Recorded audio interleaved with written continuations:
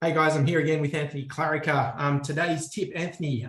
So just for those who have missed it, Anthony's written the Performance Mindset book with his extensive 30-year background of working with elite athletes, Olympians, AFL clubs, V8 supercar drivers, tennis players and the like, and as well as education and corporate.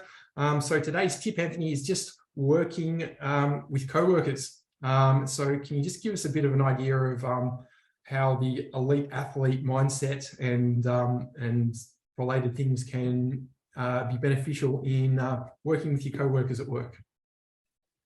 Thanks, Cameron. I'm really looking forward to coming out to Recharge. I've mentioned that earlier, but as we get closer, it's going to be a great night. Come along. You get a copy of the Performance Mindset, which Cameron has shown when you attend, and we can have a further discussion on this really important topic when people come along. And there is a really big overlap with teamwork in sport and with how we work and communicate with colleagues.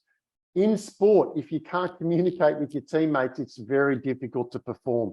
That's not that different from corporate environments and the many workplaces I've worked in and consulted to. Teamwork is often a really big topic. We have to avoid being a silo. How you communicate can actually help your well-being also.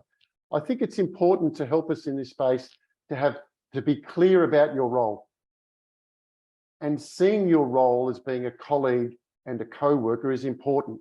If you see your role as being isolated, it's more difficult. So we need to be open-minded to teamwork. It's not natural for everyone, Cameron, and I think we all understand and appreciate respect that there's varying degrees of communication and teamwork skills people bring.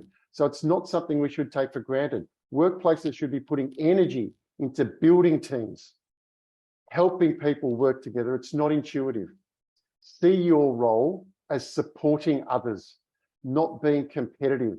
And it's actually, this is mentioned in the book, Cameron, the difference between a competitive and a collaborative environment. See yourself as a person who is collaborative, not competitive with your colleagues. Quite difficult because some people are more naturally competitive than others. But see yourself or part of your role as supporting others to do their role. When you give and support others, it's often reciprocated, and that shifts the whole culture within your workplace. And when we've got a good culture that emphasizes teamwork, it makes it easier and easier to communicate, better for teamwork, and better for each person's well-being. Happy to talk about this a bit more on the night when we get together, and look forward to seeing you there. Fantastic. Yeah, I've just got a lot of questions just from what you said there. Great section on culture in the book there that hopefully we'll get around to reading. So look forward to seeing everyone on the night, and you can ask all your questions to Anthony then.